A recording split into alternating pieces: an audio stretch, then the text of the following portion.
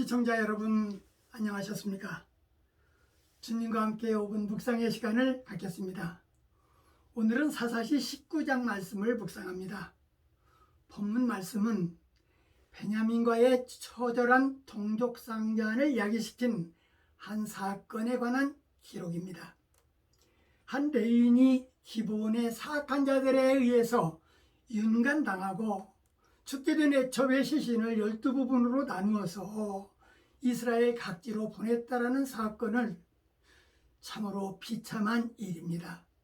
이런 사실은 당시 이스라엘의 도덕적 영적 부패 상황을 짐작하게 합니다.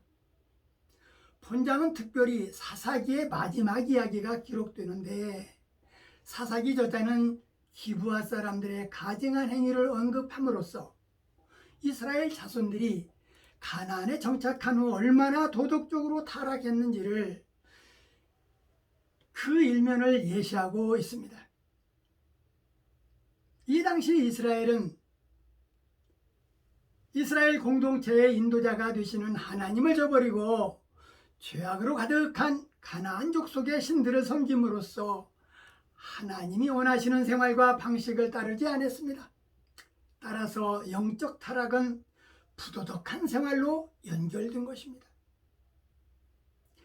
본문에 기록된 이 레위인은 타인들과 행음하고 도망친 첩을 찾기 위해서 친정인 유다 베들레헴으로 갔는데 그곳에서 장인의 중재로 화해가 되어 장인의 영숭한 대접을 받고 닷새를 머무르고 철을 데리고 집으로 데리고 오는 과정에서 밤이 되어 베냐민의 기브온 땅의 어느 노인집에서 유숙하게 되었는데 특별히 본문 22절에서 30절 말씀에 이스라엘 백성의 크게 달한 범죄 행위가 기록되었는데 그 시대 베냐민 사람들의 사악하고 타락한 죄상은 크게 달했다라고 기록하고 있습니다.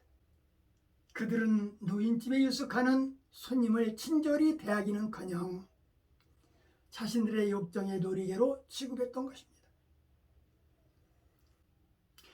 베냐민의 불량배들은 레위인의 첩을 윤관했으면 됐지 살인까지 저지르게 된 겁니다.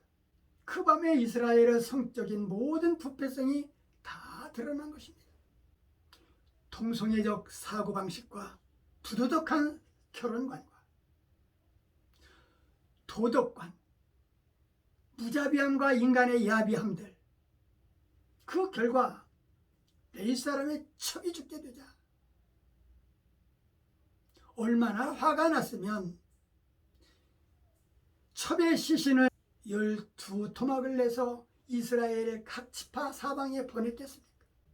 그건 사람이 아니죠. 짐승들도 그렇게 할 수는 없을 것입니다. 이스라엘 사람들은 애굽에서 나온 이후 이 같은 일을 행치 아니하였고 보지도 못했다고 한탄하고 있습니다. 어떻게 그런 식으로 잔인하게 한 여인을 밤새껏 행음하고 욕보이게 하여 죽일 수 있을까? 하나님을 떠난 자들의 모습입니다. 하나님을 떠나면 악하고도 악합니다. 이들의 짐승 같은 잔혹한 행위는 그 당시 이스라엘에서 하나님의 율법이 완전히 땅에 떨어져 있음을 생생하게 반영해주고 있습니다. 이스라엘은 친히 하나님이 인도 아래 한 공동체로서 애굽에서 나와 이 약속의 땅에 정착했는데 그러한 망동을 저지르고 있었던 것입니다. 이 같은 잔악한 행위는 12지파의 공동체를 분열시키는 치욕적인 사건이 된 것입니다.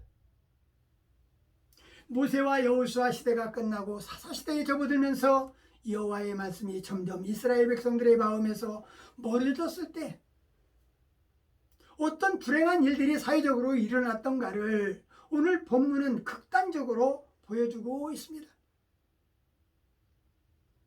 우리 마음속에 하나님이 없다면 우리도 짐승과 같습니다. 여호수아 시대 사람들과는 너무나 다른 삭막하게 변해버린 백성들의 모습에서 희망이 보이지 않는 것입니다. 하나님을 잊어버리면 인간은 한순간에 동족이 변하여 적이 될 수도 있고 하나님의 진노의 대상이 될 수 있다는 사실입니다. 인간의 타락은 짐승처럼 행동하는 겁니다. 이성을 분별하지 못하는 것입니다.